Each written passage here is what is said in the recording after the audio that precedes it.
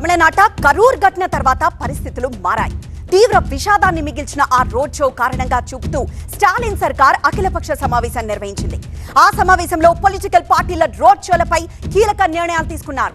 ఆ నిర్ణయాలను పార్టీలన్నీ పక్కాగా ఫాలో కావాల్సిందే అంటున్నారు. ఇంతకీ అవేంటో 1 by 1 బ్రేకింగ్స్ లో చూద్దాం.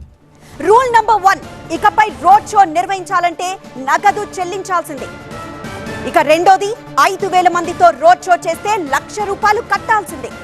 మూడో రూల్, 10 నుంచి 20,000 మంది అయితే 3 లక్షలు కట్టాలి. ఇక నాలుగో రూల్, 20 నుంచి 50,000 మందితో రోడ్ షో చేస్తే 8 లక్షలు కట్టాలి.